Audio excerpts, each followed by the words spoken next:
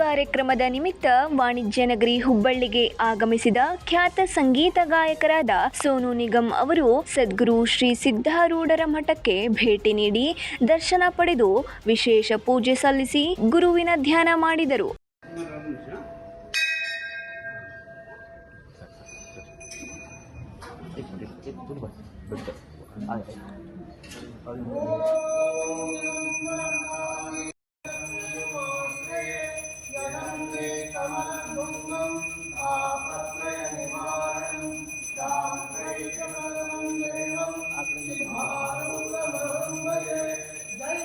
ಬಳಿಕ ಕೈಲಾಸ ಮಂಟಪದಲ್ಲಿ ಆಶೀರ್ವಾದ ಪಡೆದ ನಂತರ ಗಾಯಕ ಸೋನು ನಿಗಮ್ಗೆ ಸಿದ್ಧಾರೂಢ ಮಠದ ಟ್ರಸ್ಟ್ನಿಂದ ಸಿದ್ಧಾರೂಢ ಮೂರ್ತಿಯನ್ನು ನೀಡಿ ಸತ್ಕರಿಸಲಾಯಿತು.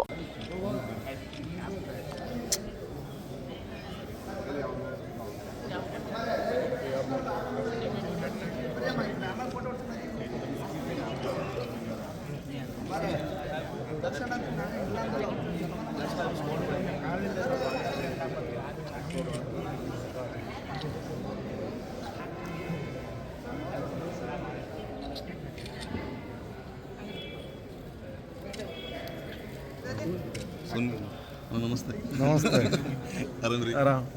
ಅಲ್ಲಿ ಒಳಗೆ